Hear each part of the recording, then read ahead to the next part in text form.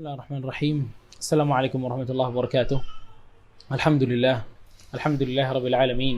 Wassalatu wassalam atammani al-akmalani ala mab'utsin rahmatan lil alamin. Nabiyyina Muhammad wa ala alihi wa sahbihi ajma'in. Ba'd. Ikhwata barakallahu fikum. Hari-hari ini kita udah melewati bulan Ramadan dan kita sekarang masuk ke bulan Syawal.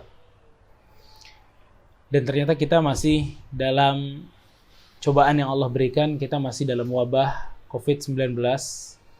Dan semoga apa yang Allah berikan sekarang ini dari wabah ini salah satu atau akan menjadi salah satu ladang pahala kita jika kita menghadapinya dengan kesabaran. Ikhwata barakallahu fikum. Hari ini insyaallah kita akan membahas kajian dengan judul tentang mana imanku yang dulu. Karena gini ya, kata barakallahu fikum. Gak sedikit dari kita ngomong secara umum ya, gak sedikit dari kita yang mungkin di awal kita hijrah, di awal kita kenal kajian, di awal kita mendengar ayat dan hadis, di awal kita mendengarkan ustadz-ustadz ahlu sunnah memberikan nasihat-nasihatnya, kita dengan excited banget mendengarkannya. Di awal-awal hijrah kita, di awal-awal kita ngaji, itu mungkin dalam seminggu kita bisa ngaji lebih dari 5 kali. Bahkan di setiap hari itu ada kajian yang bakal kita datangin. Dan di awal-awal kajian ya khotah, amal kita pun luar biasa semangatnya. Kita sangat bersemangat untuk amal. Tapi ada satu titik kadang, seseorang tuh ngerasa bahwa ilmunya udah banyak. Seseorang ngerasa bahwa udah sering ikut kajian. Seseorang ngerasa bahwa dia ini udah mampu debat ibunya, debat bapaknya, debat kakaknya, debat adeknya, debat teman-temannya, dan dia menang. Semua yang diajak debat sama dia, diem. Dan dia menang. Dia merasa bahwa ilmunya udah cukup. Akhirnya apa? Semuanya kendor. Semuanya berantakan. Kajian yang biasanya 1 pekan itu dia bisa datangin 5 kali kajian, sekarang 1 pekan 1 kali aja susah. Dulu yang dia semangat untuk beramal, sekarang amalannya kurang. Dulu yang dia mampu meninggalkan hal-hal yang haram dengan sebatas apa? Sebatas dia mendengar sekali saja ustadznya ngomong ini haram dan dalilnya ini, bisa dia tinggalin. Di awal hijrah, ya, di awal kenal kajian, ya, itu ada orang-orang yang berani ninggalin rokoknya dia. Kenapa? Karena dengar dari ustadznya, rokok haram dalilnya ini, ditinggalin sama dia, berhenti. Di awal hijrah, di awal dengerin kajian, ada orang-orang yang berani stop dengerin musik. Stop dengerin musik. Kenapa? Karena dia dengar ustadznya bilang, ini haram. Dalilnya ini dan itu. Dia stop dengerin musik. Semua musik yang ada di HP-nya, dihapus semua. Dia cerai sama musik. Di awal hijrah, di awal-awal kajian, dia berani stop pacarannya. Dia berani putusin pacarnya. Kenapa? Karena kata ustadz haram. Dia stop. Dia putus sama pacarnya. Dia nggak berani lagi untuk pacaran-pacaran. Di awal hijrah, di awal kajian, ada orang-orang yang berani untuk nggak ngeriba lagi. Dia lepas tuh riba. Di pekerjaannya di bank dia lepas. Di awal hijrah. Kenapa? Karena dia dengar ustadznya bilang, riba haram, dalilnya ini dan itu. Tapi subhanallah, gak sedikit dari orang-orang yang udah melakukan hal seperti itu, bertahun-tahun berjalan, semuanya berubah. Pada saat dia merasa dia di puncak keilmuannya, pada saat dia merasa bahwa semua orang yang ada di dekat dia sudah didebat dan tidak ada yang mampu membalasnya, mulai dia pasang musik lagi. Namun maksiat yang musik kala ini beda dengan dengar musiknya dia sebelumnya. Kalau yang sekarang, dia dengar musik, terus hatinya berbisik. Ini kan khilaf. Dia yang tadinya udah gak makan riba, dia makan riba lagi. Tapi yang kali ini, makan ribanya beda. Hatinya berbisik. Allah maha tahu, nanti juga Allah ampunin. Yang dulunya udah gak pacaran, udah gak mendekati zina, sekarang dia mulai lagi pacaran. Hatinya masih berbisik. Allah kan bakal ampunin kita. Yang dulunya Ya, orang ini ninggalin rokoknya gara-gara haram, sekarang dia udah ngerokok lagi. Dia bilang, nggak semua ulama ternyata mengharamkan rokok. Terus uzur. Tapi buat siapa? Buat dirinya. Wallahi buruk orang kayak begini. Dia berani maksiat, tapi yang dikedepankan uzur untuk dirinya. Ini seperti manusia seperti ini, ya barakallahu fikum. Ini manusia yang telah dihina oleh Rasul SAW. Dulunya ibadah, dulunya ngaji, dulunya stop maksiat, kok sekarang maksiat? Dulunya mau sholat di masjid dengan rajin, sekarang kok malas? Dan seterusnya. Kenapa? Karena dia merasa bahwa dia ini telah memasuki puncak keimanannya dan telah banyak ilmunya, makanya dia bisa mainkan imannya. Padahal itu semua bohong. Cuma satu alasan untuk dia, imannya hancur. Imannya rusak. Kalau ngelihat orang baru datang kajian, semangat banget orang ini kajiannya, ke masjid terus. Terus dia bilang, ini orang lagi semangat-semangatnya. Ya itu dulu ente. Sekarang dihina sendiri sama diri kita. Rasul kita SAW tuh bilang, Ya Abdullah, la takun mithla fulan, kana yaqumul lail, fataraka qiyamul lail. Wahai Abdullah, jangan kayak si fulan ya. Dulu dia tuh bangun malam, sekarang dia tinggalin bangun malam. Tuh dihina sama Rasul SAW, orang yang udah di-track ibadah kemudian ditinggalin ibadahnya. Oke. Kata Rasul SAW bilang, likulli amalin syirrah wa likulli syirratin fatrah. Setiap amal tuh ada masa semangatnya. Dan dalam masa semangat itu emang ada rasa malesnya nanti. Tapi ya ikhwata barakallahu fikum, Rasul juga udah ngasih cara penanggulangannya gimana, udah. Rasul kita SAW mengatakan, "Man kanat fitratuhu ila Allah ila sunnati faqad aflah." Siapa yang kalau lagi futur, lagi males, lagi imannya berantakan, dia tetap dalam sunnahku, maka dia akan menang. Ya, dia akan bahagia. Jadi nggak ditinggalin semua sama dia. Sekarang ya ikhwata, mungkin antum juga punya cerita tentang teman antum yang dulu bareng, hijrah bareng. Terus sekarang nggak ada. Nggak pernah lagi yang namanya kekajian bareng. Setelah setahun berjalan, 2 tahun berjalan, dia hilang. Atau bahkan kita yang hilang. Dia lanjut, kita yang hilang. Wallahi ya ikhwata barakallahu fikum. Itu gara-gara iman yang hancur. Kita cari ilmu, kita kajian kesana kemari, tapi semuanya dibuat debat aja. Kita amal cuma 6 bulan. 6 bulan kemudian kita lebih hobi debat. Kita lebih hobi untuk nulis status dibanding amal. Kita lebih hobi untuk bisa diskusi sama orang tua kita sendiri dibanding amal. Ikhwata barakallahu fikum. Para ulama itu mengatakan bahwa salah satu cara atau salah satu sebab seseorang tuh imannya bisa hancur itu justru gara-gara kebodohan. Kan orang yang imannya berantakan tuh, yang seperti prolog yang kita bacakan barusan, itu kan dia ada masa di mana ngerasa ilmu gue udah banyak. Dia udah ngerasa kayak gitu. Tapi ternyata imannya hancur, bukan ilmunya banyak. Dan imannya hancur itu tanda dari bodohnya orang tersebut. Jadi jangan ngerasa so pintar, baru ngaji setahun, baru ngaji 2 tahun. Ya. Kemudian kita debat sana, debat sini, amal hilang, semangat beramal hilang. Itu tanda kebodohan, bukan tanda kecerdasan. Itu tanda nggak punya ilmu, bukan tanda punya ilmu. Makanya ikhwata barakallahu fikum, Rasul kita sallallahu alaihi wasallam, ya, atau Allah Subhanahu wa taala dalam beberapa ayat Allah mengatakan bahwa orang yang bermaksiat itu justru dia orang yang bodoh. Orang yang bermaksiat itu orang yang bodoh. Salah satunya Allah Subhanahu wa taala itu mengatakan, ya, di dalam surat An-Nisa ayat 17. Dalam surat An-Nisa ayat 17, Allah Azza wa Jalla mengatakan, "Innamat taubatu 'ala Allahi lilladzina ya'maluna su'a bijahalah." Subhanallah. Kata Allah, taubat itu untuk orang-orang yang melakukan kebodohan, yang melakukan kemaksiatan karena kebodohan. Karena apa? Kebodohan. Jadi maksiat itu timbul karena apa? Bodoh. Jadi selama Anda masih maksiat, jangan pikir Anda orang pintar. Selama Anda masih berkelimangan dengan berbanyak fahisha, banyaknya maksiat, banyaknya dosa, jangan pernah mengatakan saya orang berilmu. Jahalah kata Allah. Itu semua dari jahalahnya kita. Ya. Makanya ikhwatu barakallahu fikum, para salaf itu mengatakan kullu dhanbin asabahu 'abdun fahuwa bijahalah. Abul Aliyah, beliau mengatakan, setiap dosa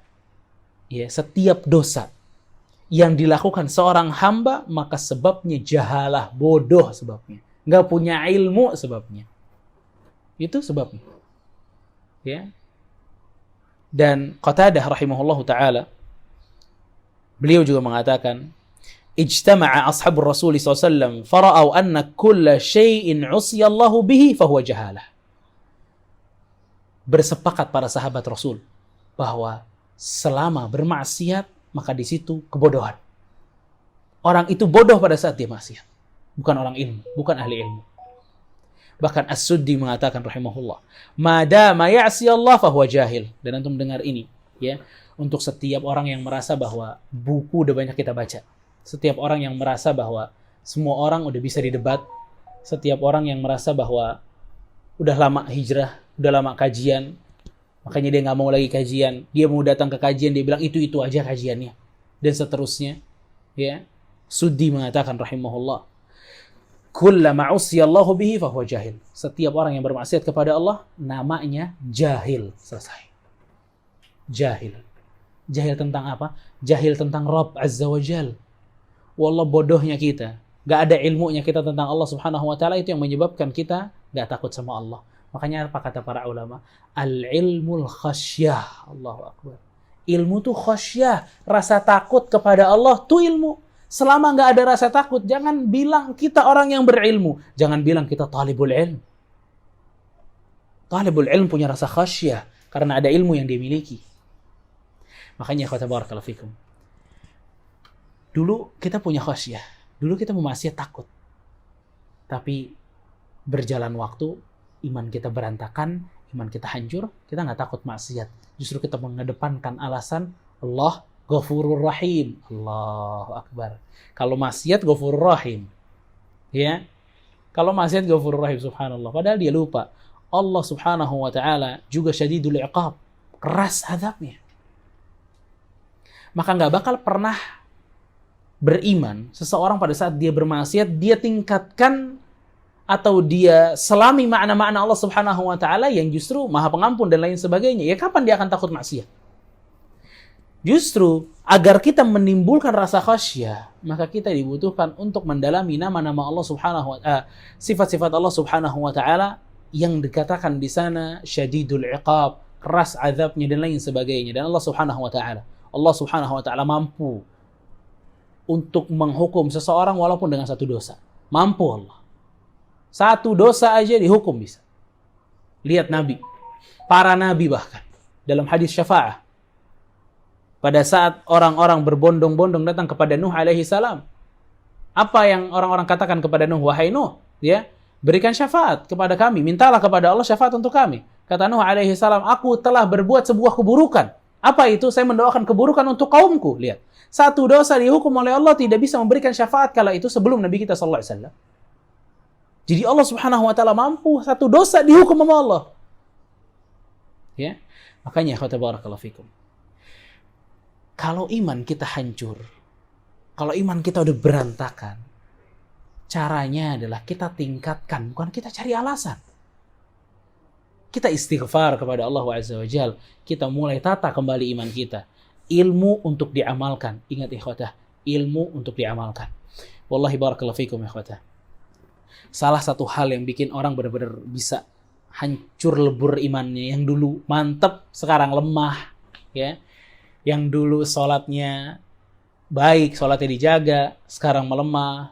Yang dulu ngajinya rajin, sekarang melemah. Yang dulu suka baca buku, sekarang udah gak suka baca buku. Yang dulu suka kajian rapi banget ditulis sama dia, sekarang udah gak bawa buku kajiannya. Kenapa? Mungkin udah pintar. Ikhwatah, bisa jadi sebabnya gara-gara ilmu yang kita dapatkan gak diamalkan. Ilmu yang kita dapatkan gak diamalkan. Wallahi, ilmu yang kita dapat di kajian ikhwatah, kita amalkan. Sekarang, ya manusia lemah memang. Tapi kalau kita pikir ikhwatah, mungkin di antara kita udah ada yang ikut kajian ini udah berapa? Udah berapa kajian yang pernah kita datengin? Mungkin lebih dari 50. Kemana tuh 50? Mungkin ada yang udah kajian, saya udah mulai kajian Ustaz sekitar 5 tahun Ustaz. Tapi 5 tahun, kalau 1 tahun bisa dengerin 50. 250 kajian, berarti 250 majelis ilmu dia udah pernah duduk di situ. Mana bekasnya? Mana samarahnya mana? Buahnya mana? Apakah buahnya hanya perdebatan? Apakah buahnya cuma ditaruh di status? Gak ditaruh di hati? Itu doang. Ditaruh di IG, gak taruh di hati? Itu aja. Kayak gitu buahnya amal? Kayak gitu buahnya ilmu? Enggak. Buahnya ilmu adalah amal, ikhwata. Makanya ikhwata barakallahu fikum. Rasul kita SAW dalam sebuah hadis mengatakan, La tazulu qadama abdin yawmal qiyamah hatta yus'alu an arba'. Seseorang gak mungkin bergerak, kata Rasul, kakinya di hari kiamat, kecuali setelah ditanya 4 perkara. Apa salah satu perkara yang akan ditanya? An ilmihi, ilmunya, fima amila, dibuat amal, apa enggak? Subhanallah. Kita kajian ya ikhwata, kita biar dapat ilmu, iya kan? Dan ilmu itu wasilah bukan ghayah. Ilmu itu wasilahnya, sarananya. Tujuannya apa? Amal. Kita biar sampai ke tujuan nih, makanya pakai ilmu. Kita biar sampai ke tujuan, makanya kita pakai apa? Pakai ilmu. Tapi ada orang-orang yang menjadikan wasilah sebagai tujuan. Ada yang menjadikan ilmu ini sebagai tujuan buat dia. Kesibukan saya mengoleksi ilmu. Nggak ada tujuan amal, nggak ada.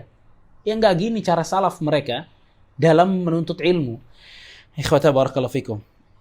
Coba kita berpikir deh. Kita diperintahkan oleh Allah baca Al-Fatihah di setiap hari. Setiap hari kita baca Al-Fatihah. Dan nggak sekali. Berkali-kali kita baca Al-Fatihah. Dan setiap kita baca Al-Fatihah, itu kita doa sama Allah. Ihdinas siratal mustaqim. Sebaik-baiknya doa nih, ihdinas siratal mustaqim. Ya Allah, berikan kami jalan yang lurus. Tunjukkan kepada kami jalan yang lurus. Kayak apa sih jalan yang lurus? Allah jelaskan. Siratal ladzina an'amta alaihim. Jalan yang engkau telah berikan nikmat di dalamnya. Ghairil maghdubi alaihim waladhdallin. Bukan jalan yang dimurkai, juga bukan jalan orang yang disesatkan. Nah, Anda pengen antum berpikir sejenak ikhwatah. Ada 3 jalan. Jalan yang diberikan nikmat oleh Allah, jalan kesesatan, dan jalan yang dimurkai. Kita ikhwatah barakallahu fikum, itu setiap hari minta jalan yang ini. Jalan yang di dalamnya ada kenikmatan. Bukan jalan yang tersesatkan, bukan juga jalan yang dimurkai. Maghdub, dimurkai. Siapa yang dimurkai? Dimurkai, kata para ulama, itu adalah para Yahudi. Apa yang menyebabkan orang-orang Yahudi ini dimurkai oleh Allah Azza wa Jalla? Karena dia punya ilmu tapi nggak mau amal. Dia punya ilmu tapi nggak mau untuk amal. Adapun Nasrani, ad-dallin. Kenapa mereka disebut ad-dallin, yang tersesat? Karena mereka nggak punya ilmu tapi beramal. Ikhwatah, berarti ini kan dua jalur yang salah. Yang Yahudi punya ilmu tapi nggak mau amal. Yang Nasrani nggak punya ilmu tapi beramal. Oke? Kesalahan Yahudi gara-gara nggak beramal. Kesalahannya Nasrani gara-gara nggak cari ilmu. Maka dari sini kita faham bahwa jalan yang kita minta, yang di situ ada nikmat Allah Azza wa Jalla, adalah jalan ilmu dan amal. Jalan ilmu dan amal. Ini ikhwata barakallahu fikum. Ini yang mestinya kita jadikan apa ya? Momok untuk hidup kita. Ini prinsip hidup kita, bahwa gue setiap ngaji, tujuan saya adalah beramal. Bukan nongkrong, bukan selfie-selfian, bukan cuma mau eksis aja, bukan cuma riya doang, tapi kita mau beramal. Setiap ayat dan hadis saya minta kepada Allah agar saya mampu melakukannya. Tuh. Dulu para salaf gitu ya, ikhwata. Ya, para salaf rahimahumullah mereka seperti itu, ya.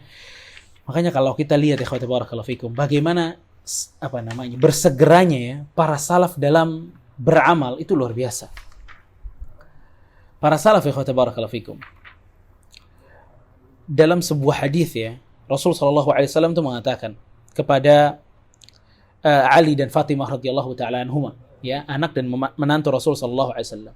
Rasul bilang ke mereka berdua, "Awala adullukum ala ma huwa khairun laki min khadim?"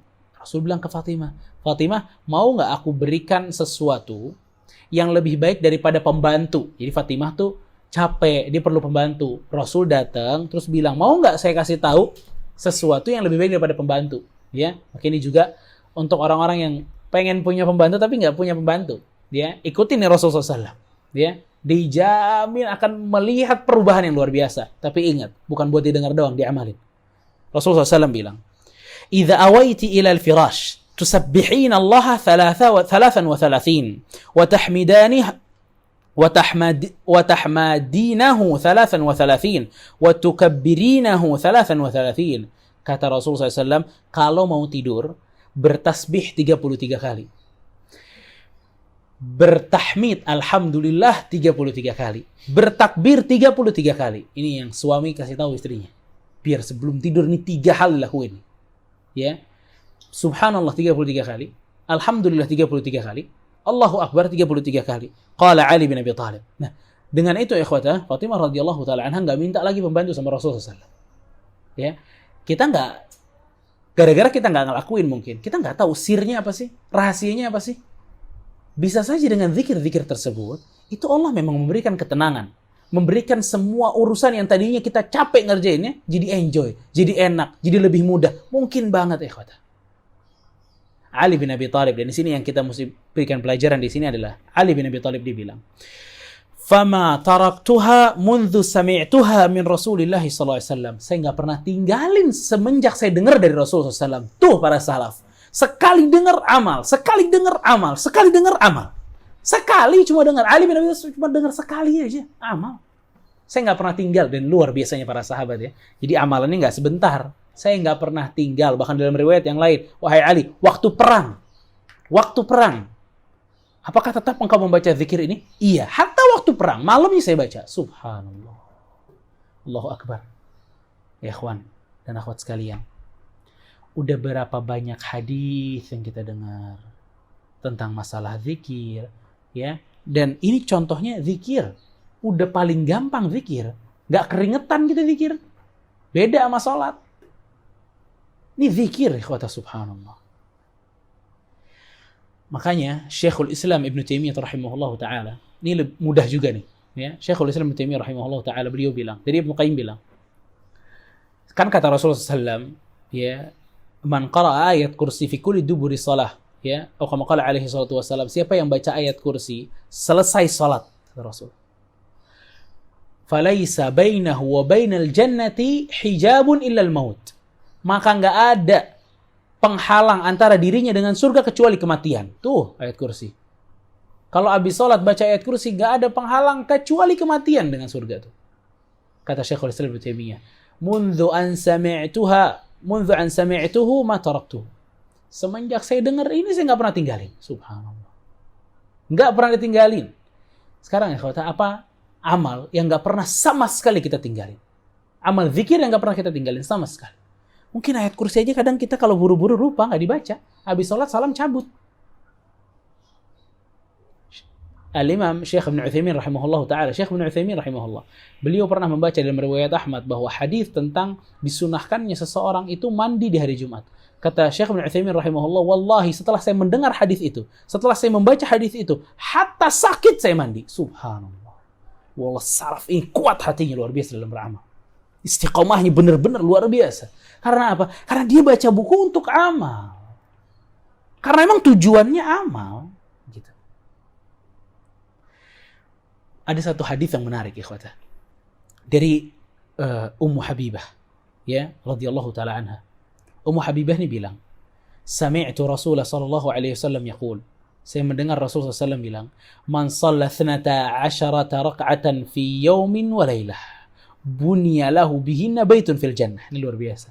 Kata Rasul, siapa yang sholat 12 rakaat di satu harinya, maka Allah akan buatkan rumah di surga. 12 rakaat ini 12 rakaat sholat rawatib, sunnah-sunnah rawatib. Dia 4 sebelum zuhur, 2 setelah zuhur, 2 setelah maghrib, 2 setelah isya, dan 2 setelah dua sebelum subuh. 12 rakaat ini ya ikhwata, diriwayatkan hadisnya dari Ummu Habibah. Menariknya, apa yang dikatakan Ummu Habibah? Ummu Habibah bilang, "Fama taraktuhunna mundhu sami'tuhunna min Rasulillah SAW." Saya nggak pernah tinggalin semenjak saya dengar dari Rasul. Nggak pernah ditinggalin sama Ummu Habibah semenjak saya dengar dari Rasul SAW. Baik.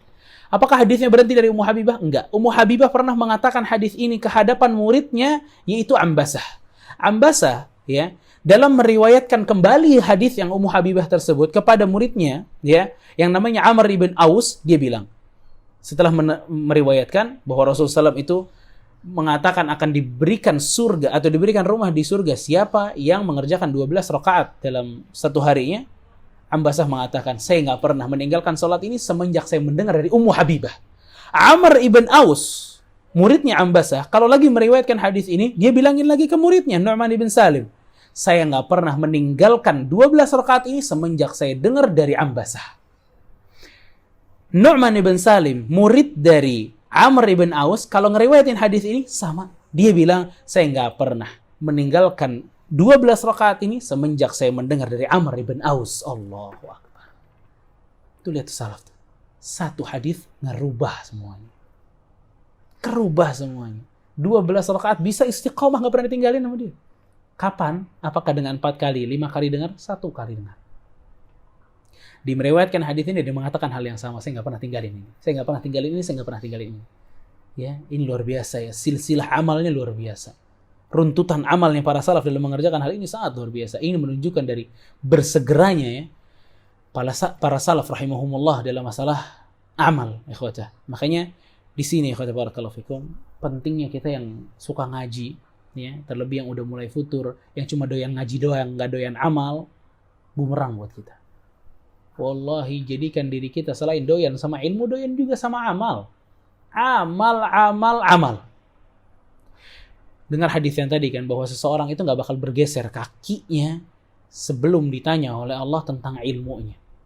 Abu Darda itu sampai mengatakan, yang paling saya takutkan itu di hari di mana Allah akan mengatakan, ya Uwaimir, wahai Abu Darda, kata Allah nanti, apa yang kamu kerjakan dengan ilmu yang kamu miliki? Allahu Akbar. Itu yang paling ditakutin sama Abu Darda.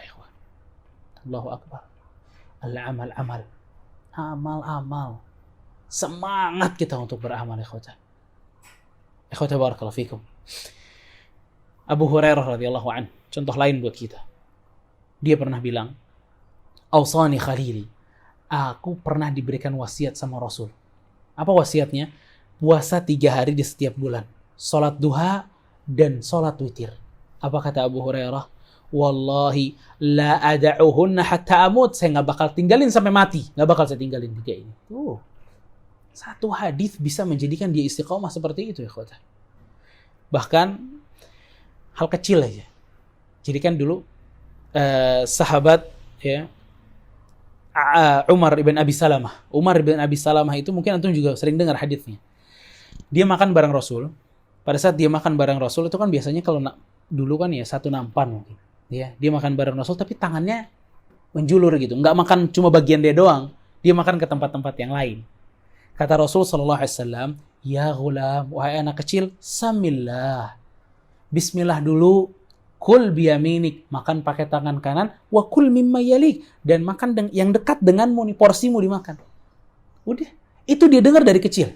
Tapi apa yang dikatakan oleh Amr atau Umar ibn Salamah, dia bilang, "Fama zalat tilka ti'mati ba'du." Dan itulah cara makan saya sampai sekarang, sampai dewasa. Allahu Akbar. Lihat Allahu Akbar salaf ini dalam masalah amal. Didengar hadis dari Rasul, nggak dikoleksi, nggak ditaruh lemari, ditutup, enggak. Kayak kita di bulan Ramadan, subhanallah, iman kita, sebagian dari kita mungkin iman kita sangat tinggi. Kita mampu baca Quran tuh berjuz-juz sehari. Bulan Syawal, sejuz sehari susah. Kenapa? Mungkin aja ya khawata. Begitu keluarnya dari kita dari bulan Ramadan, iman kita juga kita keluarin, kita bungkus, kita taruh lemari, udah kita diemin. Kita nggak bawa waktu kita jalan di bulan Syawal. Kita nggak bawa waktu kita sholat di bulan Syawal. Kita nggak bawa waktu kita baca Quran di bulan Syawal. Enggak, imannya kita taruh. Hancur ya khawata. Ibnu Abbas itu pernah bilang, iman itu akan selalu berkurang dengan maksiat. Berkurang, sampai habis. Na'udzubillah. Wallahi iman kalau udah habis jangan cerita masuk surga. Nggak ada masuk surga. Yang masuk surga itu orang yang masih punya iman walaupun sedikit. Tapi kalau udah habis nggak ada cerita masuk surga. Na'udzubillah. Makanya ikhwata barakallahu fikum, ya. Amal ini penting buat kita. Ya. Kita terlebih yang udah ngaji, ya. Penting banget buat kita amal ini. Kita udah banyak dengar kajian, tapi kemana amalnya? Ya. Jadikan deh di wallpaper HP kita ilmu amal, ilmu amal, ilmu amal. Ya. Jadi si ilmu ini benar-benar bisa membekas di hati kita, ya ikhwata.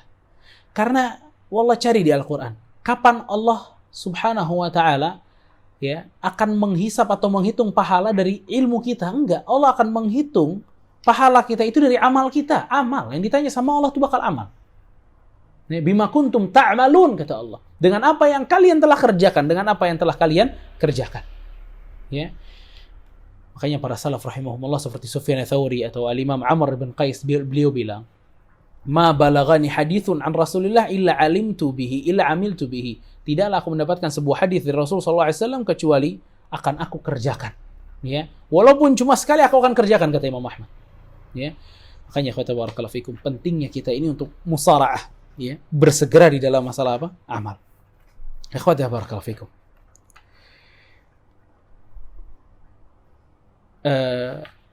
Para ulama salaf, ikhwati barakallahu fikum, seperti Al-Imam Al-Khatib Al-Baghdadi rahimahullah, beliau punya kitab Iqtida'ul Ilmil Amal. Kewajiban beramal dengan ilmu. Jadi kita kalau dapat ilmu, kita mesti beramal. Ya. Bukan cari alasan dari kemalasan kita.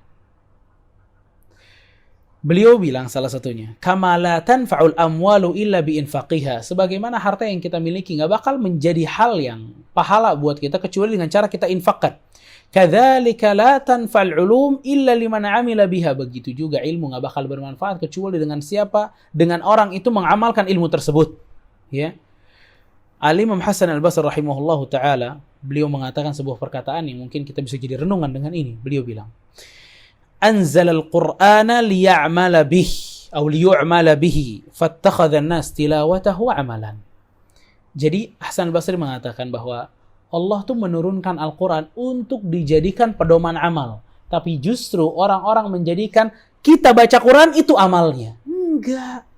Berapa banyak sekarang orang hafiz Quran, maksiatnya luar biasa. Gak ada tuh yang kita bisa yang Quran ini bisa kita lihat dalam hati dia atau perilaku dia, nggak bisa. Karena dia merasa bahwa Quran itu cuma buat dibaca. Padahal ikhwatah, wallah ana pernah nanya ini kepada beberapa teman, ya. Quran tujuan turunnya buat apa? Quran tujuan turunnya buat apa?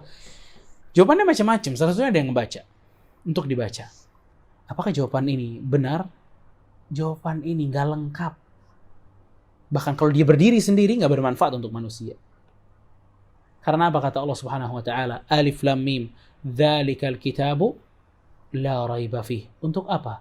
Hudan lil muttaqin, petunjuk untuk orang yang beriman, itu Quran. Jadi Quran itu memang untuk petunjuk kepada orang-orang yang beriman, ikhwata barakallahu fikum. Bukan hanya bacaan biasa saja, ya. Makanya kita melihat perkataan para salaf, ya. Seperti Abdullah bin Al-Mu'taz, beliau mengatakan, ilmun bila amal kasyajaratin bila thamarah. Ilmu tanpa amal itu seperti pohon gak ada buahnya. Seperti pohon gak ada buahnya. Menariknya ya ikhwatah, ini juga mungkin buat kita-kita yang udah biasa ngaji, bahkan kita yang sering nge-share konten-konten yang bermanfaat, ya. Kita sering bikin kajian dan lain sebagainya. Ada sebuah doa, ya, dari seorang salaf yang sampai doa ini dikatakan oleh Syekhul Islam Ibnu Taimiyah rahimahullah, wa huwa min ahsanid du'a. Ini sebaik-baiknya doa. Ya. Dikatakan oleh Mutarrif Ibn Abdullah Ibn Syekhir rahimahullah. Beliau dalam doanya dia bilang, Allahumma inni a'udzu bika an yakuna ahadun as'adu bima 'allamtani minni wa a'udzu bika min an akuna 'ibratan li ghairi. Dalam doanya dia bilang, ya Allah, aku berlindung kepadamu dari adanya orang yang lebih bahagia dengan ilmuku dibanding diriku sendiri. Subhanallah. Kita punya ilmu, tapi yang lebih manfaat justru orang lain. Yang lebih berbahagia dengan ilmu kita orang lain. Kita mengatakan sebuah hal ilmu kepada orang tersebut. Tapi yang luar biasa pengaplikasian ini justru orang tersebut dibanding kita. Berlindung Mutarrif ibn Syikhir dalam hal seperti ini, ikhwata. Dan aku berlindung agar tidak menjadi contoh buruk untuk orang lain. Na'udzubillah. Mudah-mudahan kita nggak jadi contoh buruk juga kepada orang lain. Ikhwata barakallahu fikum.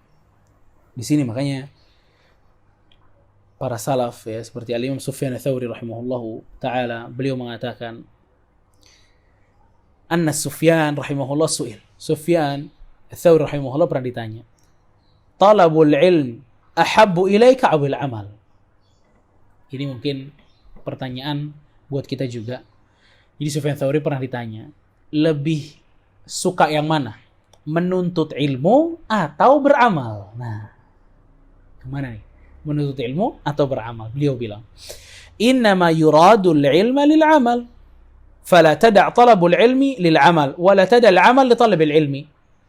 Ilmu itu untuk beramal, maka nggak patut seseorang meninggalkan menuntut ilmu dengan alasan ingin beramal. Begitu juga sebaliknya, nggak pantas seseorang itu meninggalkan amal dengan alasan menuntut ilmu. Subhanallah, lihatus salaf rahimahumullah, mereka benar-benar mengajarkan kepada kita bagaimana baiknya seseorang itu bersikap antara ilmu dengan amalannya. Jadi dua-duanya memang gak bakal bisa pernah ditinggalkan, ya ikhwata. Kalau orang yang belum biasa atau baru beberapa kali ngaji, ya pasti yang pertama kali pelajaran yang didapatkan kepada dia itu masalah apa? Ilmu. Agar amalnya itu didasari dengan ilmu. Tapi hemat ana, orang yang udah biasa ngaji, yang udah bertahun-tahun ngaji, semangatkan dia untuk amal. Biasanya suka lupa karena ngerasa banyak ilmu. Lupa dia buat amalannya. Padahal Allah gak bakal tanya, Allah gak bakal hisab kecuali amalnya. Hatta ilmunya ditanya, diamalin apa enggak, kata Allah. Amal. Makanya Al-Imam Al-Khatib Al-Baghdadi rahimahullahu ta'ala beliau bilang, inni musika ya talibal ilmi bi ikhlasin niyati fi talabih wa ijhadun nafsi ala al-amali bimujibatihi fa inal ilma syajarah wal amalu thamarah wa laysa yu'addu aliman man lam yakun bi ilmihi amilan. Beliau bilang, dan ini wasiat ya dari seorang ulama Al-Khatib Al-Baghdadi rahimahullahu ta'ala. Beliau bilang dalam kitabnya Iqtida'ul Ilmi Al-Amal, aku memberikan wasiat kepadamu, wahai penuntut ilmu. Jadi untuk setiap yang ngaji, setiap orang yang suka kajian, setiap orang yang lihat video ini bahkan, Al-Imam Al-Khatib Baghdadi mengatakan, wahai penuntut ilmu, ikhlaslah dalam menuntut ilmu. Dan berjuanglah dalam amal. Fa'inal ilma syajarah, karena ilmu itu layaknya pohon dan amal adalah buah, dan tidak pernah dianggap seseorang itu jadi alim sebelum dia mengamalkan ilmunya. Fala ta'nas bil amali ma dumta mustawhishan minal ilmi, dan jangan pernah engkau berbahagia mengerjakan amal tanpa ilmu.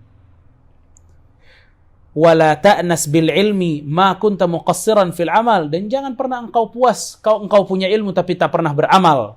Walakin ijma' bainahuma, tapi gabungkan keduanya, ilmu dengan amal. Wa in qalla nasibuka minhuma, walaupun sedikit ilmumu, maka yang sedikit ini amalkanlah. Wa ma syai'un ad'afu min 'alimin taraka an-nasa ilmahu li fasadi tariqati, dan seburuk-buruknya orang adalah seseorang yang punya ilmu banyak namun manusia meninggalkannya karena enggak pernah melihat dia beramal. Wa jahilun akhadha an-nasu bi jahlihi linadharihim ila ibadatihi, dan seburuk-buruk keadaan adalah pada saat orang-orang atau masyarakat itu mengambil orang yang jahil, nggak punya ilmu, hanya sebatas karena melihat amalannya.